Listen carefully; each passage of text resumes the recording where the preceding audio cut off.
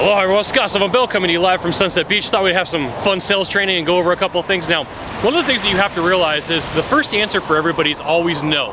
And the reason why this is important is because, you know, salespeople will tell me, Scott, I keep getting rejected, and I'm like, that's your job.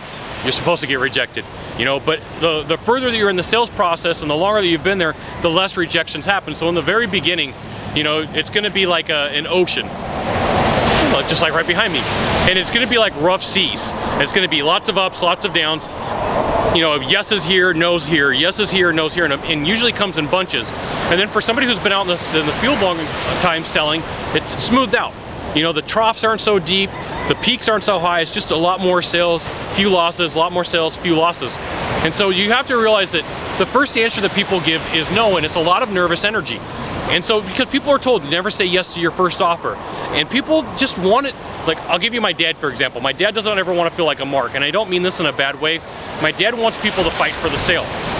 And I've had the opportunity to watch him buy a couple of times, and he just likes to ask a couple more questions. There's just a little bit more clarification in his head. So when somebody goes to sell him stuff, I see people get frustrated, and it's not a sign that you should be frustrated, it's a sign that that person's looking for clarification. So usually the first answer is always no. That's okay. I'm telling you, it's okay. And so, you know, just think the next time that you're sitting with somebody and they go, hey, you know what, sales guy, fill in your name, and they say no, say, hey, you know, Scott told me it's okay.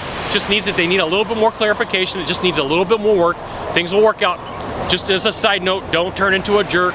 You have to be consistent with the person that you were right here in the beginning all the way to the end. If you change your attitude, you change your style over here towards when they start giving you objections, they're gonna say, all right, that guy wasn't real over here. This is the real sales guy over here. Does that make sense?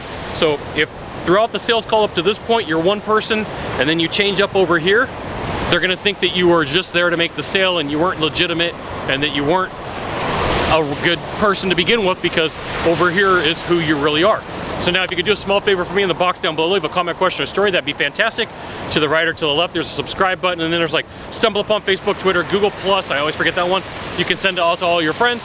Scott Sylvan Bell, only Scott Bell with a Sylvan in the middle. We'll see you soon. Thanks for watching. Aloha.